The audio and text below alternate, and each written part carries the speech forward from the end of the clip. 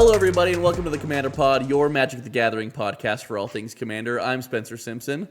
And I'm Kelton Hell. As always, thank you so much for listening.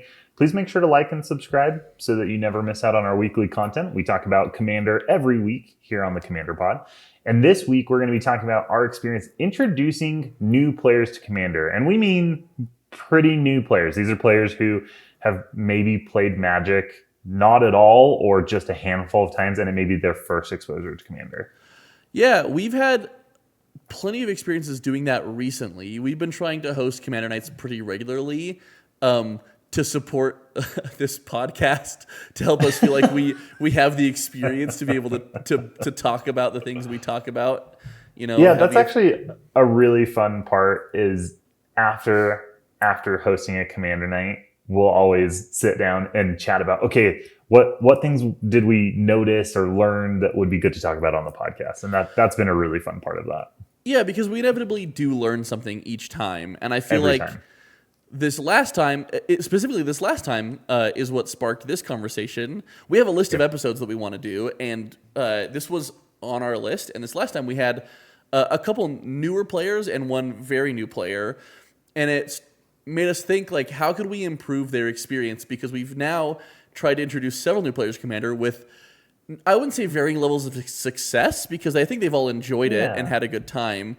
But with I think everyone's come back. Yeah, We absolutely. haven't scared anyone away yet. No, absolutely. So not varying levels of success, but I think varying levels of smoothness. Like the transition has been smoother for some than others, and I think that lies nearly entirely on our shoulders, like whether the smoothness has gone well or poorly. Not all the time. I think there's things that... I think so. Yeah, but... I mean, like, definitely, because... And I think Magic is a tough one because with any other game, if you're like, hey, let's play a new game together. I want to introduce you to this new game. It's called Betrayal at House on the Hill. Why don't you come over and I'll teach you? And, like, Betrayal at House on the Hill is a fairly complex board game in the sense that it has a lot of moving pieces, but it's something that you can sit down and teach a new player, and it feels like a board game. It feels like, okay, there's a concrete set of rules. There's like a booklet, even if the booklet's a little big, like we can work through that together. Yeah, it's like Clue Plus, right? It's like Clue Plus kind of, yeah. Sure. And with Magic, I don't know that I feel comfortable anymore just being like, hey, you want to learn Magic? Why don't you come over and I'll teach you Magic? It's so big. I have done that a few times. But like you said, it always has varying degrees of smoothness. And my kind of go-to now is, oh, do you want to learn to play Magic? We play with a group of friends. You should come play with us. Before you come, go on Arena and play through the tutorial, and then come and we'll teach you how to play, Commander or a draft or whatever the format is that we're playing. Sure, because you can't really say, like, go read the comprehensive rules first. There's no rule book, yeah. Right. Well, there is a rule book, but there's it's like hundreds 500 of pages. or whatever. Yeah, exactly. I agree with you that it's like just teaching someone Magic. I've done that several times as well, and I think it was actually easier as I was more novice because I didn't know as much, and the nuance wouldn't jump into my brain as I was explaining the basics. Yeah. And I think and you also probably missed stuff as a novice. Like there would have been opportunities to share something, but like you weren't familiar with those things, and so you didn't know that you should be teaching them. Yeah, so clearly I haven't mastered Magic enough to be able to get rid of any like unnecessary nuance for teaching a new player. Because I do always want to jump into that nuance, and it's really difficult to do that, especially if, like you said, we have someone, hey, come play Commander with us, and I think the mistake we've made, and that's what we're going to talk about a little bit today, is that we say, come play with us, come play our decks. Yep. And as you have someone come play your decks, it's like the decks we've built are typically relatively complex, right? And so it makes it hard for them to pilot, and there's a lot of nuance, and you want to explain it and help them play it. And again, mixed results, but so far that hasn't gone particularly well. And so we want to talk about today how maybe we can improve that a little bit. Yeah, so, talking about some general do's and don'ts, sharing some archetypes that we would generally not recommend for newer players, and then give some recommendations on archetypes and precons that we do think are good for newer players. Yeah, absolutely. So I think we could probably start on like the guidelines of things you should avoid, both as a newer player or as someone introducing someone to Magic. And I think we just mentioned that the biggest learning so far is that we don't have newer players play our decks anymore, with the exception of maybe a few decks, because we've now been more deliberate in the decks we choose to have newer players pilot. Yeah, as I've been building commander decks now for, let's see, when did I start playing? Almost 10 years. I think like 8 years or something like that. I've been brewing commander decks. Mm-hmm. And so by now, most of the decks that I'm brewing are things that I find really interesting, that may be, a little bit wacky or trying to do some complex thing, a little more nuanced or difficult to pilot, because that's what I find interesting after 8 years of brewing commander decks.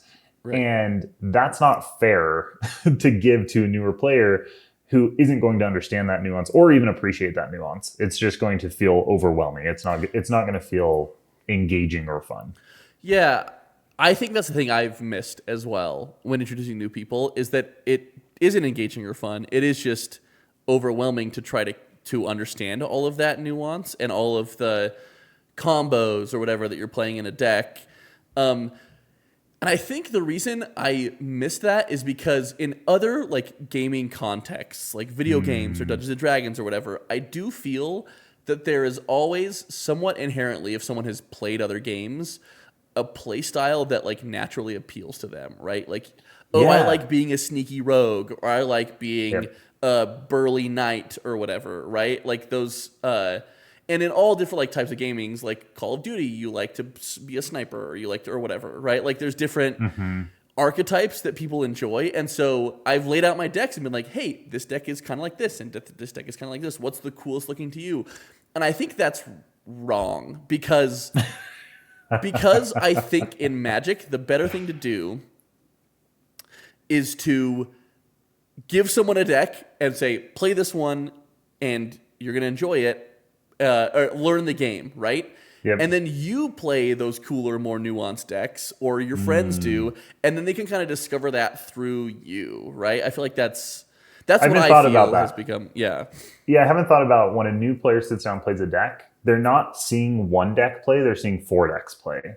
And so they can say, I did like what my deck did, or I didn't like what my deck did, but I liked what their deck did. Yeah. And that's actually really cool. And I do think, I really like your point about Magic being the kind of game where you have to discover what it is that you like about the game. For me, I do think there's a contrast between the things I like to do in Commander and what I like to do in other games. Like I as a general gamer am very spiky and I do like to take optimal lines and things like that. And I play that way when I play Cube or if I play Limited or something like that. But Commander is my opportunity to be janky and just kind of goof around a little bit. And I like that a lot. Like I obviously still have some of those spike tendencies and play some of those really good, just optimal cards, because that's what makes my deck run well and lets me have a good play experience. But the things that bring me the joy and that I often am trying to do are some of those like less optimal and just more fun casual things, because that's what casual Commander is for me. I enjoy CEDH for the optimized play, but casual Commander for me is about being casual. And that's something that I didn't know about myself going into Magic. I thought I would always be like this spiky, playing optimal lines, always going for the win. But I've discovered that about myself by playing lots of different things in Commander. Yeah. Magic is to some degree like a journey of self-discovery, or right, like you learn the things that you think are cool, and you can't always learn them from playing them, and most often you don't, because you can't, like when you're first learning, you just see everyone else play all these things. I mean, when I was first getting into Commander, I spent like a ton of time on EDH Rec of just seeing like, oh, what cool things are out there, right? And I think that's why people are actually so hungry for gameplay videos on YouTube, is because like you get to see what's out there and see it being played because someone else has caught the vision of X Commander and is trying it out. And then you get to see that, which I think is really, really cool. And part of why we want to eventually do gameplay. No promises on timeline there, but we really do want to. I do like that about EDH Rec, because I do. As I've brewed more decks, I do try and take my own way on some things and rely less on EDHREC. But the part I love about EDHREC is being like, oh, this seems like a cool commander, and then I click on it and I see the high synergy cards or whatever, and I'm like, oh, that's what people are doing with this commander. I hadn't thought about that, and that's Yeah. cool. And that sometimes happens to me where I'm like, oh, this isn't a very cool commander. Like, I don't think like, this doesn't look interesting to me. And then you see how people are building it and you say, oh, that's actually really tight. We were going through some commanders. I'm kind of in this weird rut where I'm having a hard time being excited about brewing a new commander. And so we were going through a bunch of them. And So you brewed 3 of them yesterday. so I brewed 3 yesterday. And I also had an identity crisis with Kelton about I like Reanimator a lot. And I was having this identity crisis of, man, am I just going to build a Reanimator tech in every color pair because I think it's such a cool strategy? Or am I going to force myself to play some of these other decks that I find less exciting to me, but like force myself to dive into it, you know? But I guess all that to say, like, we understand like how cool it is when you've caught the vision of your own deck and you want to play them and you want other people to catch the vision of your deck. But like the better thing to do is to give your friend a deck that is easy to pilot and they'll be able to follow the rules of the game, right? And go through their steps and phases and not have to worry about like when to interact or whatever. And they will have to worry about that. But like not have to worry about the combos in your deck or like the billion triggers in your deck or whatever. And they can watch you do that and it'll be Greek to them when you're doing it. But maybe they'll think it's cool, right? Like they'll say, wow, why did you play so much more Magic than I did? And you'll say, well, it's because you played my Colossal Dreadmaw tribal deck or whatever. Like, I love it. Yeah, and I like that you added a side note in here that if you do decide to let your friend pilot your deck that has those kinds of interactions in it, then don't backseat drive.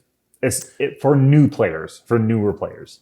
I am particularly bad at this because I'm so desperate, and this is why we needed to have this conversation because I felt myself doing that really heavily. Even with a player that wasn't so new that was playing another one of my decks, I felt like I was backseating way too much because I'm like, ooh, look how cool this is. Look what you can do, you know? And I think you need to let people discover that for themselves. And this is me committing to do that more, but also trying to share that. I don't know about wisdom. I don't know how much wisdom we actually offer on this channel, but those thoughts, put that into the universe at least. But we offer a lot of words. Yeah, we sure do try. But so if you do have your friends play your decks, new players play your decks, because sometimes that might be the only choice you have, or maybe they're really interested in one, you can help them have a better time by avoiding combo-based decks. These can be more difficult to pilot, and they need to be very aware of specific cards and specific lines. And also just avoiding complex decks in general. Things that care about timing and the stack, and anything that has a bunch of triggers or game actions can feel very overwhelming for newer players. It's always a funny experience for me teaching a new player about the stack because I usually try and avoid it as long as possible. And then it feels like a gotcha because we'll be playing a game or something and they'll say, okay, I target your creature. I'm going to kill your creature. And then you're like, okay, well, there's actually this thing in Magic called the stack. Yes. And I have an opportunity to respond to that. It feels really bad, which is why I feel so tempted to talk about the stack as early as possible, right? And I think why you need to offer a lot of takebacks to newer players, right? Totally. Because they have no idea of this mechanism of the stack and priority that you get to take it. You get to take advantage of, right? And so I totally agree. The stack is something that you need to avoid as long as possible, and then be really forgiving when people don't know about it because it's crazy. Yeah, no, I agree though. Like avoiding combo-based decks, avoiding complex decks, like having them play a more straightforward deck. And then you can play your more complex decks, your cooler decks, and then even walk them through what you're doing, right? Yeah. And they might still say, well, I don't understand any of that.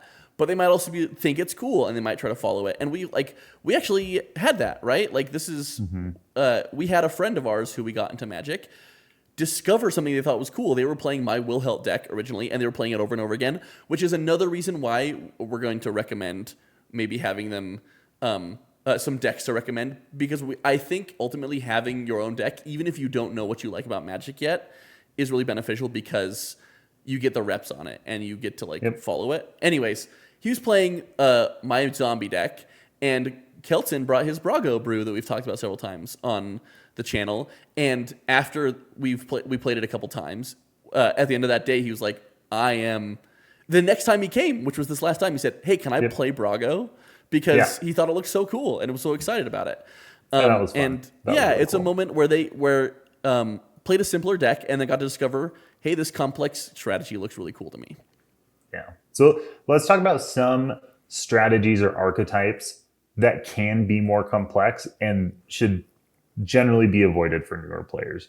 I think the first one to talk about is probably aristocrats. Yes, this is a strategy that I really, really enjoy, and I'm really tempted to push people towards because I think it's really cool. I think, even though it's just about sacrificing creatures, right? Just about sacrificing creatures in an aristocrats deck, I really think that this is actually an exceptionally difficult to pilot archetype. Yeah, and it's because a lot of it comes down to the timing, I think, because it matters when you're sacrificing those creatures. Yeah, you get to say in response a lot in aristocrats decks, which is cool. But it also like it requires knowledge of the stack and priority and when you can do certain things, and it generally has lots of triggers as well to keep track of. Right, you have a lot of death triggers. You sometimes have like doubling of death triggers depending on like your commander, and so things can really get complicated and hard to follow. When I was introducing some friends, again, this was my ultimate mistake in introducing new friends to Commander. I had 3 of them play 3 of my decks that I thought were simple decks. I was sorely mistaken, and the deck I chose to play with them was my Shirei deck, which is an Aristocrats deck with like a billion triggers. Yeah. And complex triggers. Like, Shirei is not an easy card to follow. And so it... it's just a difficult archetype. You see their eyes glaze over and they stop tracking what's happening and they're like, okay, just tell me what happened at the end of the turn. Like, tell me what I need to know. Okay, well, I sacrifice all of these things and I get all these treasures and draw all these cards, and I'm like, okay, I trust you. And you're like, okay. And it feels like just kind of battle around, I think. And so, and that's even worse if they're the ones playing it, right? Like, because you end up having they're never going to know that that's what they're supposed to do, though. No. As a new player, as like first, second, or third Commander game. Yep, exactly. Yeah. And so, this is why we wouldn't recommend aristocrats. Number one, we wouldn't recommend aristocrats. The next one that falls on our list of things we wouldn't recommend for newer players is Spellslinger. Yeah, this is an interesting one. So sometimes when I play with newer players or I'm just playing against lower power level decks, then I like to play precons. I have a fairly large collection of precons that I don't get to play that often because a lot of the times I'm playing mid-power decks. So I take an opportunity to play precons when I'm playing against other lower power decks.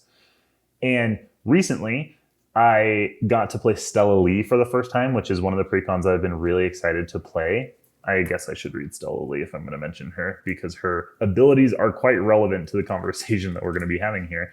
Stella Lee is 1 blue-red for a 2/4 human rogue. Whenever you cast your second spell each turn, exile the top card of your library. Until the end of your next turn, you may play that card. And then it has the ability to tap, copy target instant or sorcery spell you control. You may choose new targets for the copying activate only if you've cast 3 or more spells this turn. So it's a Spellslinger deck, and you're trying to cast multiple spells in a turn. And when I see precons, I generally think about precons in the sense of this is for newer players. That is not the case, especially with this deck. I got to Storm 11 in Stella Lee in the one game that I've played with Stella Lee. Maybe that's like the ceiling, and I just happen to have a really good game. But that's insane, and that I don't think is conducive to a newer player. It deals with the stack and timing, like we said before, and it's not very straightforward to pilot because you're trying to plan multiple spells ahead and multiple turns ahead. So in your sequencing, so that you can have big storm turns. Yeah, and like I've even had newer players ask me like, "Well, what's a spell? Like, is this a spell?" You know? Yeah. And you kind of have to be like, "Well, everything's a spell," but some of these are like permanent spells, and some of the, and so some are non-creatures, some are specifically instant or sorcery. Yeah. Right. And so things do get kind of out of hand. And I agree with you that like Precons, generally speaking, are like if you're getting a new friend into Commander, just like, hey, buy a precon or whatever, Yep. and they'll eventually learn it, right? And you'll teach them it, and they might like it and whatever. But our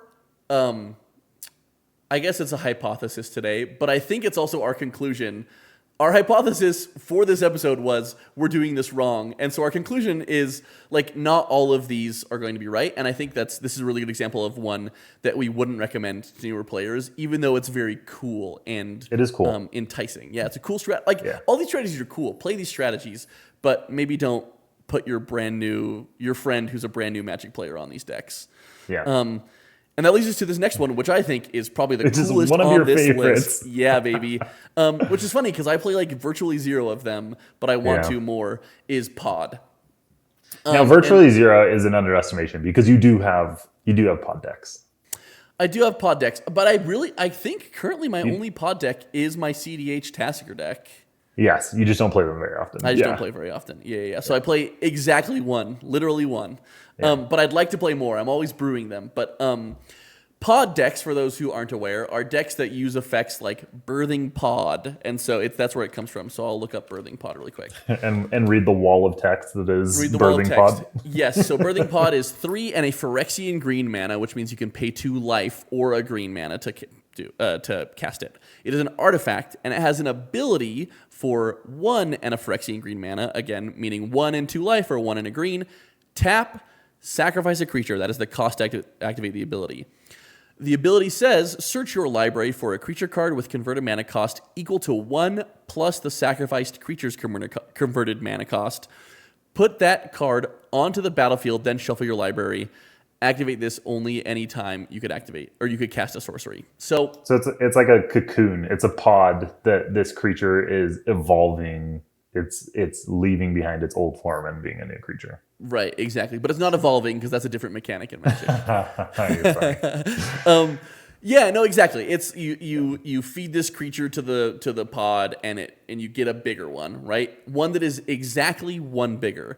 And so what that requires in this instance, there are some that change that, like the new one is Birthing Ritual, which is really cool. Yeah, Birthing Ritual is very cool. Or but like Birthing Pod Neoform, Eldritch Evolution will let you do up to 2+, and it's up to, so you can choose less.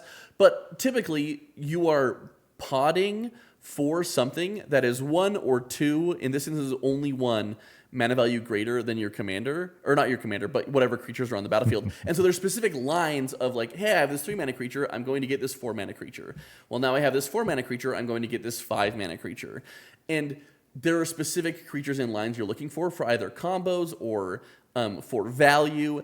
And as a result, this falls into our category of complex decks where you need to know like a lot of specific cards to be able to pilot it correctly and to be able to like actually have fun and catch the vision piloting one of these decks.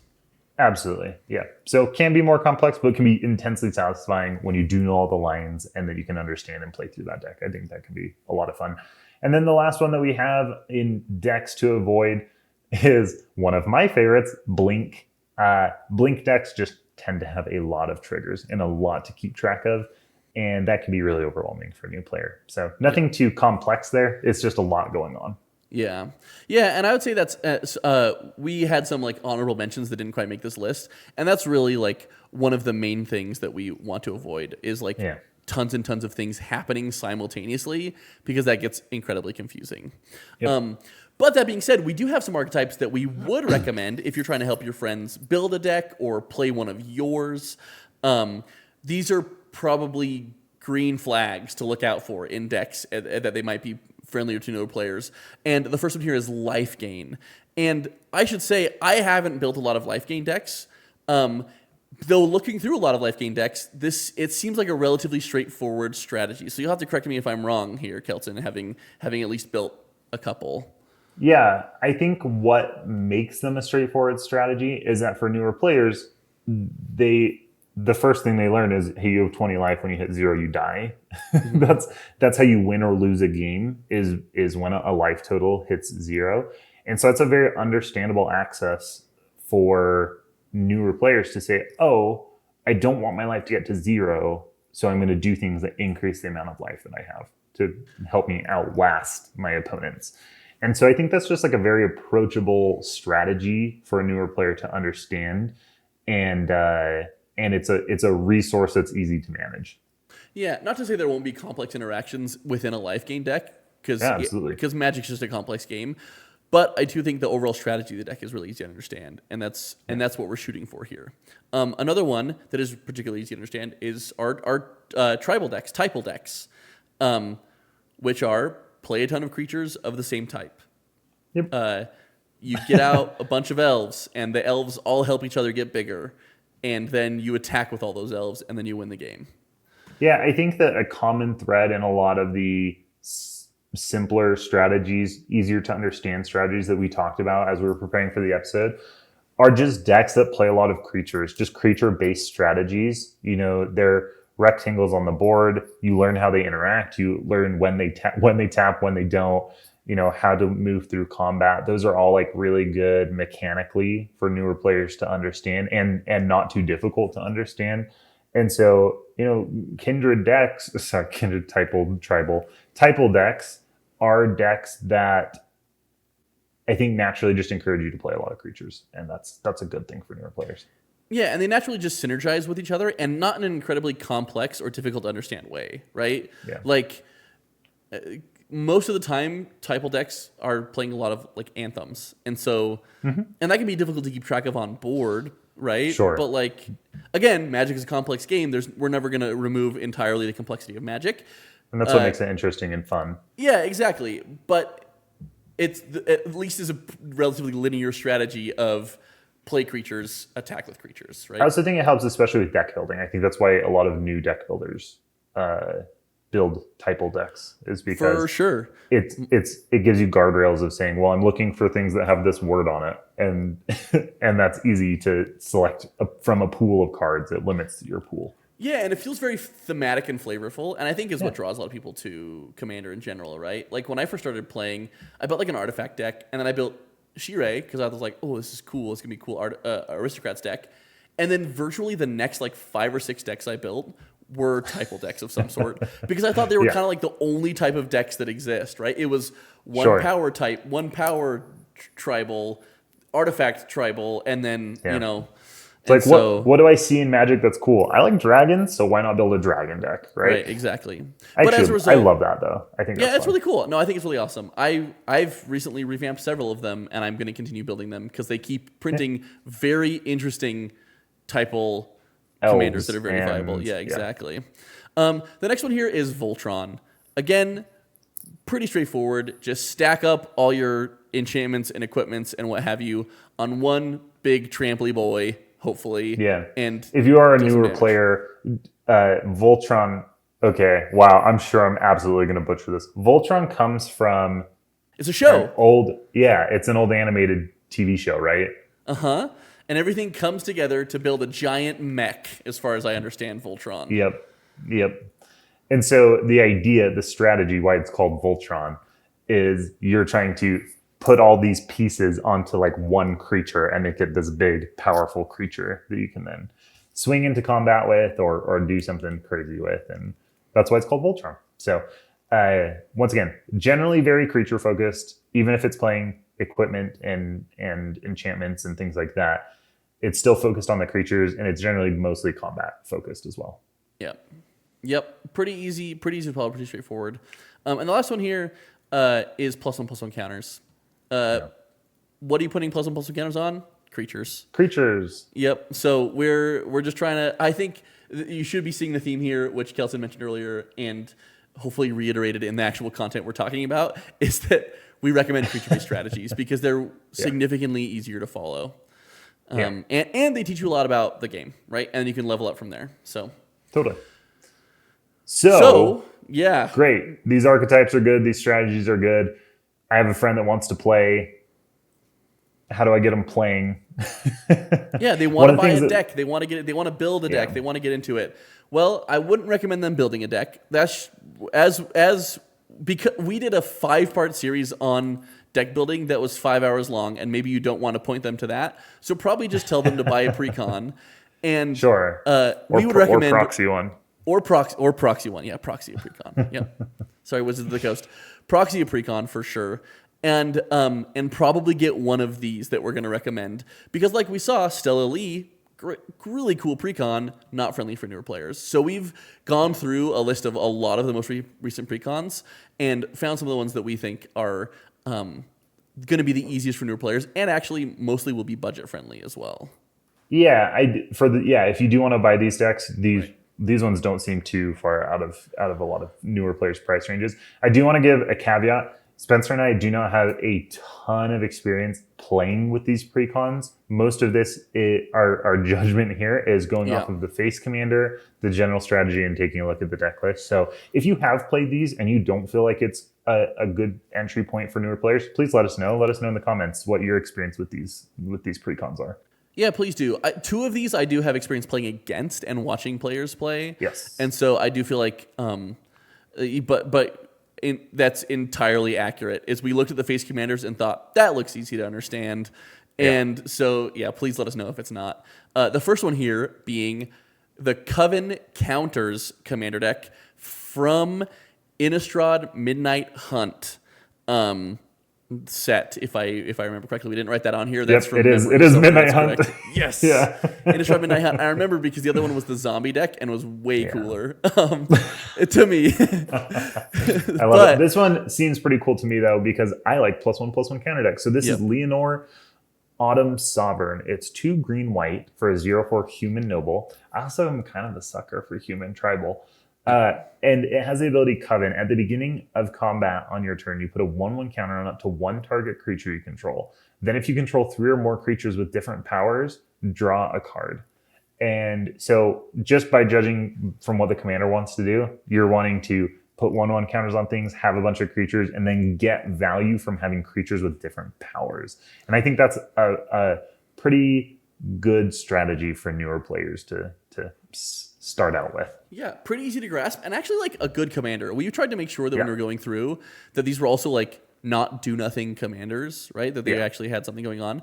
And I should say, I said the zombie deck is way cooler. I think that's just because I generally find Selesnya with green-white to not resonate with me and the types of things I like in Magic. That being said, looking at this commander, the art is awesome, and I feel like cool. I would be stoked to play this. I think of green-white decks, if I were to build one, I might end up going to Leonore because it also seems like it gets you some good value. Like, it's a cool deck. Yeah, I love the design of this card in particular. It's really cool because you're trying to achieve Coven, and the commander is a 0/4. So in a deck that cares about different powers, 0 is not a common power. And when you play it, you can put the +1/+1 counter on Leonore as well. So she can be either a 0 power or a 1 power. And so I think that's a really cool card design too, that it gives you almost assuredly at least one creature with a different power when you play her. Yeah, and from what I recall, actually, from when this released, I watched a lot of videos about these precons and which one should I buy and whatnot, although it was pretty well predetermined that I was going to buy the zombie one. That people said this one actually did really, really well. Like, it performed exceptionally well as a commander as far as I remember. All right, the next one here is from actually the next commander set. It is Spirit Squadron from the Innistrad Crimson Vow set. Again, from memory, thank you very much. But that's because I bought the other one, which was the Vampires one from this one that included black. So these are all... Spencer just wants you to buy the decks that he didn't buy. Yeah, I have them all sitting. Actually, what a ringing endorsement. I bought them in pairs, and they're sitting in my house. Come buy them. No. No, I just this one actually a friend of ours plays and played with us last time we played, and it first of all it is cool, does cool things, and also seemed like a really friendly strategy to newer players, and that is because I'll read Millicent. Millicent, Restless Revenant, is 5 white blue for a legendary creature, Spirit Soldier, 4/4. She says, I assume Millicent is a lady. This spell costs 1 less to cast for each spirit you control, and has flying. And then Millicent, Restless Revenant. Whenever Millicent, Restless Revenant, or another non-token spirit you control dies or deals combat damage to a player, create a 1/1 white spirit creature token with flying. Wow, so it gives everything Afterlife for free, and then also that triggers on combat damage? This deck is really good. Like I think actually last time we played missed the death triggers. And that would have made a pretty significant difference, I think, in Oh, really? in how they would have done. Yeah, I think they had 3 or 4 spirits out, and the crazy thing is Millicent. So you play 3 spirits, right? The play pattern of this deck, by the way, the strategy of the deck is you play spirits, discount Millicent, play spirits that buff other spirits, attack with flyers, right? There's always going to be a player that's not going to be able to block flyers at a table for the most part. But what's crazy about this deck is you play, it's like turn 1, play 1 mana spirit, turn 2, play 2 mana spirit that buffs your spirits, and then 3 and 4, same thing, 3 mana, 4 mana spirit that buffs your spirits. And then you have 4 spirits, and on turn 5, you're casting Millicent for 3 mana, right?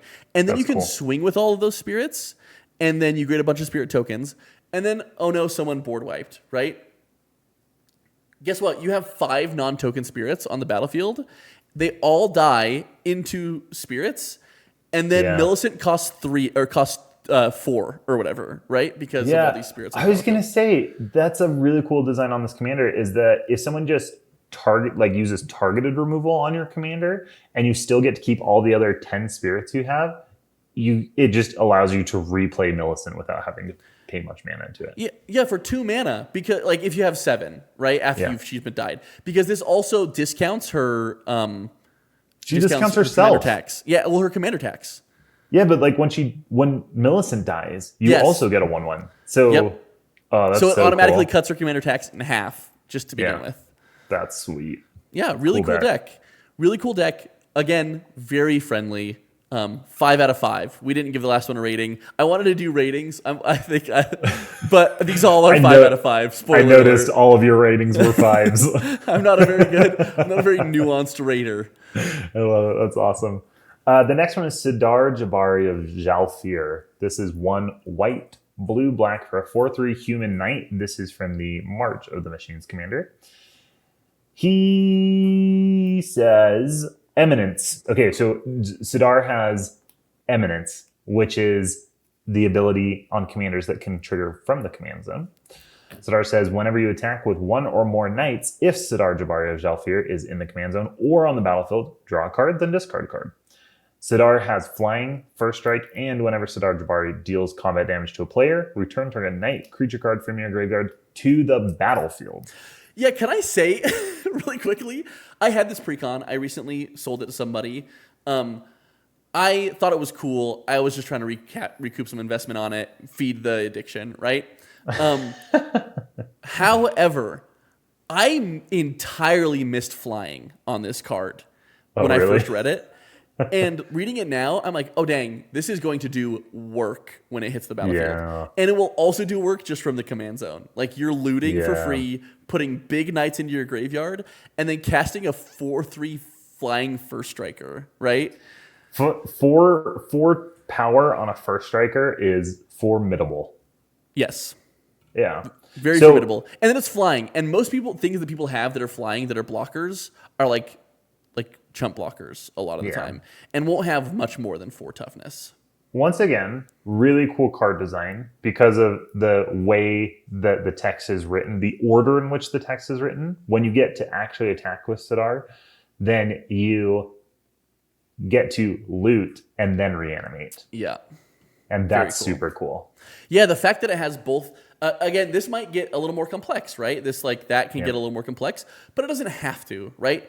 The player doesn't have to know that I want to dump these big mana ones in my graveyard and reanimate them. All they have to know is, oh, I get to draw cards when I attack with knights. But after the first one, they learn that. The first time that they reanimate a giant thing, they're like, oh, that's good. I want to be discarding that and reanimate. Yes. Like, it only takes once to figure out how Sidar really works. I don't know that I knew that this was a reanimator deck. Here's the thing. I forgot too. I might build this deck. It's cool. The problem is, I think the reason I didn't originally is it is reanimator deck exclusively for knights, right? But knights are cool. We just talked about how cool Typal decks are. I mean, knights are very cool. Typal decks are very cool. I have built so many Typal decks in my lifetime that I'm trying to build other styles of decks as well. Then build a changeling deck. Yeah, this is my changeling deck. That my Sidar Jabari changeling deck. You can get Morphon out of the graveyard with this. Yeah. Can't be the commander, but No. But Sir Conrad the Grim can come out of your graveyard. He's a knight. You know that?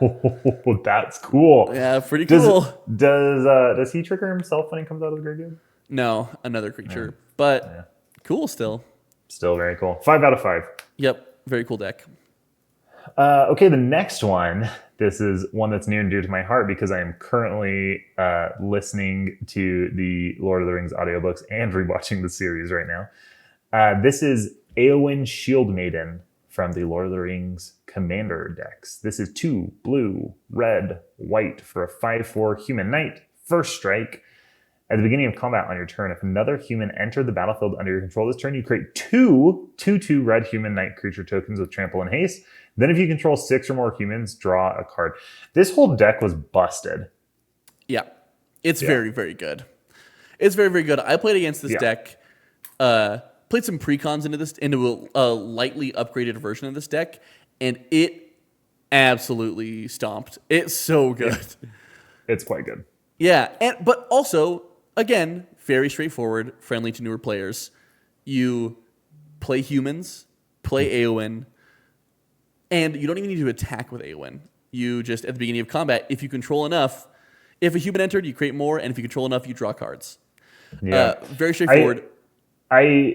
It's so convenient that it happens before you declare attackers so that you can declare these attackers so you get attack triggers from the tokens as well. As someone who just built Satya and is very cognizant of the fact that the Satya copies that he makes enter tapped and attacking, and so you don't get their attack triggers.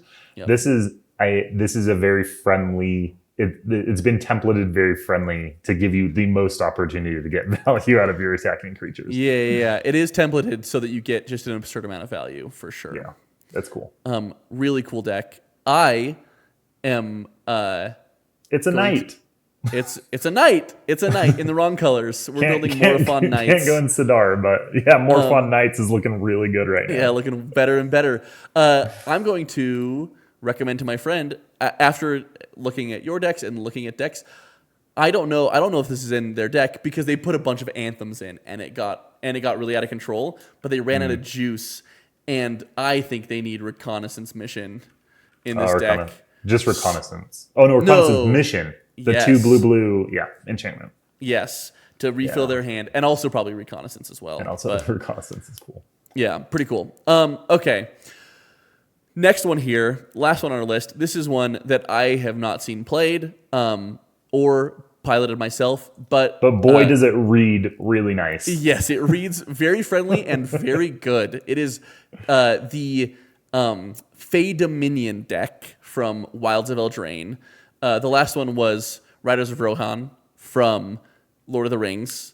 Yep. And then the Cavalry, Sidar Jabari was from Cavalry Charge, which was March of the Machine Commander. Sorry, I missed the names of the decks. I just need to show off my knowledge of the precons and what they're from. Anyways, the Tegwheel Duke of Splendor is 1 blue black for a 2/3 legendary creature fairy noble with flying and death touch. Tegwheel also says other fairies you control get +1/+1, so you can already tell the theme of this deck, which is fairies. And the next ability that Tegwheel has is whenever another fairy you control dies, you draw a card and you lose 1 life. This reads like it's incredibly powerful, and that it's incredibly straightforward and linear, which is a good thing because we are wanting new players to pilot this deck. Yep. No notes for this. This seems like the no perfect notes. 5 out of 5. Here's the thing. The reason these are all 5 out of 5 is because there were others on this list that were not 5 out of 5 in terms of simplicity, and we got rid of them. So these are all the best ones. Well, there are 2 that we kept around. There are 2 that we kept around. Our honorable mentions. Kelson made a very good call out. These are decks that we would always recommend to anybody, except for maybe newer players. And Kelson had the insight to say, well, these are maybe level 2 decks for players who are trying to level up, play different strategies, play strategies that are maybe a little more complex. And these are the Deep Clue Sea and Revenant Recon commander decks from Murders at Karlov Manor. Yeah, the Demir and the Bant It was Demir and Bant were what they were, right? Yep. And let me say, we are recommending these, first of all, because they're cool decks, fun to pilot, relatively simple. But we are also recommending these because the amount of value in them is absurd, and they are currently, again, proxy your decks, whatever. They're $30. So if you're trying to build a collection as a newer player, the amount of cool cards, reprint value. Yes, excellent reprint value from these. The value currently is low on the reprints of these, but because they just got printed. And because for some reason they were not particularly popular. I cannot grasp why these are not being purchased at a higher rate. It has to be because Murders at Karlov Manor was not very popular. People are looking at the commander decks as a Murders at Karlov Manor product and not a commander deck of really good cards. Yeah, I think that's got to be it.